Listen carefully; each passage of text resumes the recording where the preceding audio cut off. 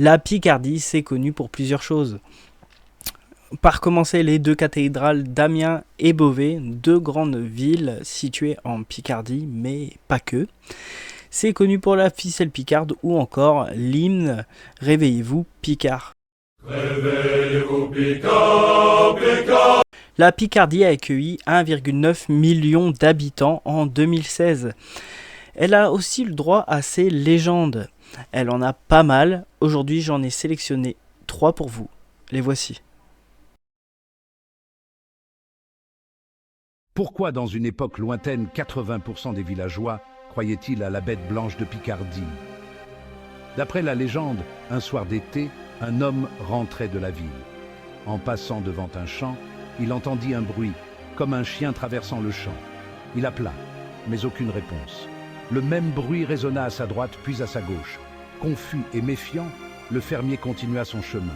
Soudain, une grande bête blanche surgit d'entre ses jambes, l'encerclant de plus en plus vite.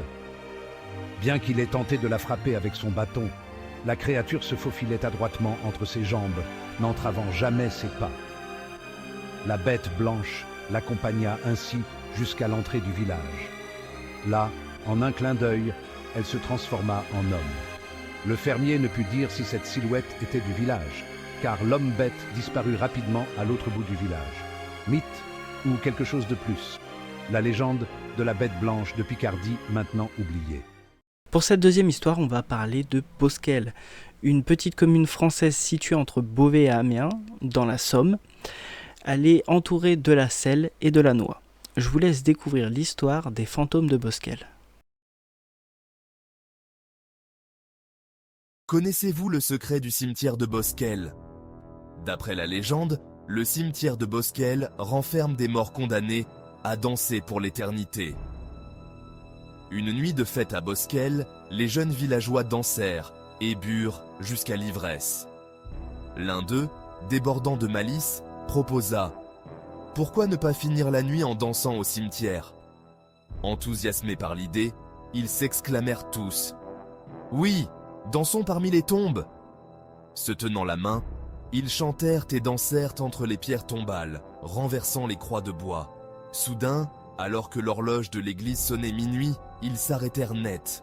La terre sous leurs pieds trembla, et les tombes s'ouvrirent béantes, engloutissant les danseurs joyeux. Pas une seule âme ne revint au village. Chaque année, le jour du Saint Patron, on raconte que les tombes s'ouvrent à nouveau. Les danseurs fantômes se lèvent, reprenant leur danse macabre avec des gémissements lugubres. Au coup de minuit, les tombes se referment et le silence revient. La légende des danseurs du cimetière perdure, un rappel glaçant de cette nuit fatidique. Pour cette dernière histoire, nous allons parler d'une commune française située dans le département de la Somme, qui totalise 61 habitants. Elle a une trentaine de kilomètres au nord d'Amiens. C'est le village de Thivert. Je le dis peut-être très mal, je l'écris à l'écran et désolé d'avoir écorché si jamais. Il a été coupé par la limite départementale de la Somme et du Nord-Pas-de-Calais. Donc ça donne lieu à deux villes complètement différentes. Et ils partagent quand même la même église depuis 1876. Avez-vous déjà entendu parler d'une ombre qui se transforme en cauchemar? Plongeons-nous dans la légende de l'âne lutin de Thièvre. Par une chaude nuit d'été, un fermier de Thièvre rentrait d'une fête de village. Tout en fredonnant joyeusement, il remarqua une ombre immense à côté de la sienne. À sa grande horreur, cette ombre appartenait à un homme gigantesque. En un clin d'œil, l'homme se transforma en âne. Un lutin farceur, sans aucun doute, pensa le fermier. Il aurait bien voulu se retrouver chez lui, au chaud dans son lit.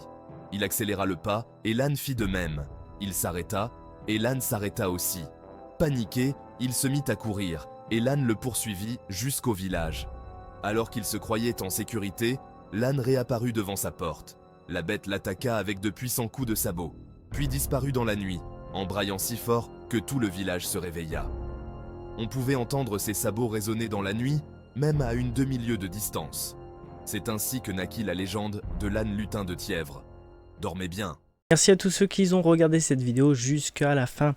Vous pouvez vous abonner, liker et partager pour soutenir cette chaîne. Vous pouvez trouver mon Twitch en description où je joue souvent en groupe avec plein d'amis.